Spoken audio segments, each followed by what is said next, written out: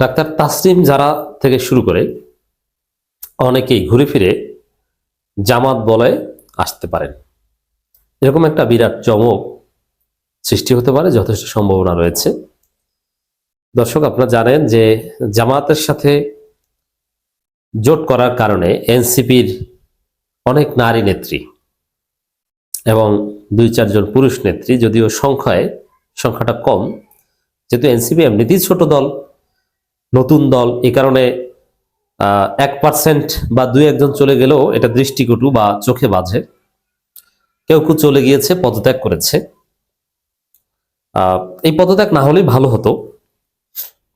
এনসিপির বিতর্কিত অনেকেই, দ্যাটস ডিফারেন্ট।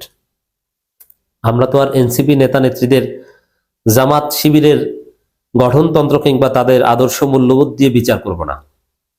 এনসিপি জামাতের জোটের মিত্র, এই মিত্র হিসেবে বিবেচনা করতে হবে। এনসিপির সাথে জামাতের কোনো আদর্শিক জোট না, এটা একটা নির্বাচনী জোট। অতএব এখানে কমন ইন্টারেস্ট মিলে কিনা, দ্যাটস কোশ্চেন। এমনকি এনসিপি দুর্নীতি করে, চাঁদাবাজি করেছে অনেকে, এটারও দায় জামাতের না, এটাও করতে পারে, করলেও তাদের সাথে জোট হতে পারে। আচ্ছা, বিএনপি যে দুর্নীতি করেছে এটা কে না জানে? বিএনপি যে 10% খাম্বা, হাওয়া ভবন, বাংলাদেশের ইতিহাসে বিএনপি 2001 থেকে 2006 যে আকাম করেছে, গুম খুন বাদ দিলে আওয়ামী লীগ সারা জীবনে অত আকাম করেনি। শুধু গুম খুনে আওয়ামী লীগ এগিয়ে, কিন্তু অর্থ পাচার পরিমাণে হয়তো আওয়ামী লীগ এগিয়ে, কারণ ক্ষমতা তো 15 বছর, তারা তো আর 5 বছর না। কিন্তু আপনি যদি পার্সেন্টেজ হিসাব করেন, রেশিও হিসাব করেন, তাহলে অর্থ পাচারেও বিএনপি অনেক এগিয়ে। তো বিএনপি যে এরকম মহা দুর্নীতিবাজ দল, মহা চান্দাবাজ দল, এটা জেনেও তো জামাত বিএনপির সাথে জোট করেছে। কিন্তু এবং এই দুর্নীতিবাজ বিএনপি সরকারের অধীনেই জামাত মন্ত্রী ছিল এবং তারা স্বচ্ছতার পরিচয় দিয়েছে, দুর্নীতি মুক্ত থাকতে পেরেছে। অতএব এনসিপি যদি চাঁদাবাজি করে, দুর্নীতি করে, এই জন্য তাদের সাথে জোট হতে পারবে না, বিষয়টা এরকম নয়।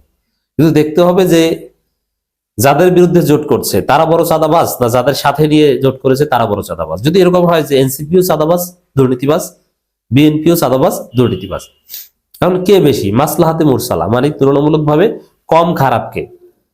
যেহেতু এনসিপি চাঁদাবাজি দুর্নীতি করলো, বিএনপির মতো এরকম পেশাদার না, বিচ্ছিন্ন।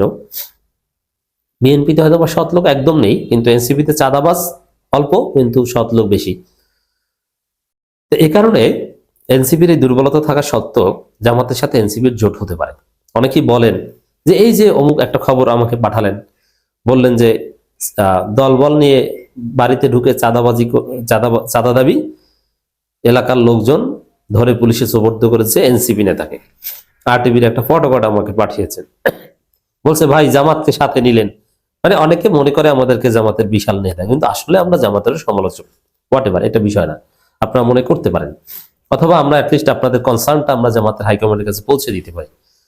ইন্টারনালি না পৌঁছলেও আমরা ভিডিওতে বললেও সেটা একদম হাইকমান্ডের কাছে মুহূর্তের মধ্যে চলে যায়। অতএব এই কারণে আপনারা বলতে পারেন, আমি অ্যাপ্রিসিয়েট করি। তো আমি বললাম যে ঠিক আছে, হ্যাঁ চাঁদাবাজি করেছে, বলছে এই চাঁদাবাজি এনসিপি কে আপনারা সাথে নিয়েছেন, এটা খারাপ দেখায় ভাই। বললাম চাঁদাবাজি করছে এনসিপি, এটা আমি ডিফেন্ড করবো না, করলেও এনসিপি কে নেওয়া ঠিক আছে, কারণ বিএনপির মতো অত বড় চাঁদাবাজ তো না। মানে বড় চাঁদাবাজকে ঠেকানোর জন্য ছোট চাঁদাবাজকে সাথে রেখেছি, যেহেতু কোনো উপায় নেই, আমরা এককভাবে পাচ্ছি না। এটা হতে পারে বিএনপির সাথে জোট তো এই যুক্তিতে হয়েছিল, খারাপ জেনেও জোট হয়েছিল, যে আওয়ামী লীগের চাইতে তো ভালো। আওয়ামী লীগের চাইতে বিএনপি ভালো এটা বলছি না, কিছু কিছু দিক থেকে ভালো, তবে যে দিক থেকে ভালো ওই দিকগুলো বিবেচনায় নিয়ে জামাত জোট করেছিল। এভাবে এনসিপির যারা পদত্যাগ করেছে তাদের আদর্শ কি, তারা কোন দৃষ্টিভঙ্গিতে পদত্যাগ করেছে, তারা জামাতকে কেন এত নেগেটিভলি দেখে, এটাও আমার কাছে বিবেচ্য বিষয় না। বরং তারা জামাতকে পছন্দ করে না বা এরকম যাই থাকুক না কেন, ঘুরে ফিরে তারা যদি জামাত বলয়ে আসে তাদেরকে আমি স্বাগত জানানোর পক্ষে এবং তাদেরকে সাথে নিয়ে আগামী নির্বাচনে কাজ করার পক্ষে। যেমন ডাক্তার তাসনিম যারা জামাতের সাথে এনসিপি জোট হওয়ার কারণে তিনি পদত্যাগ করেছেন। এখন আলোচনা চলছে তিনি আবার দলে আসতে পারেন। তিনি যদি আসেন বা তার মনোনয়ন যদি টিকে যায় স্বতন্ত্র হিসেবে, জামাত যদি তাকে সমর্থন দেয়, তার পক্ষে আমি কাজ করার পক্ষে।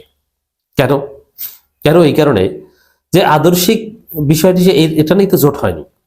জোট হচ্ছে এখানে বিএনপি ঠেকাও।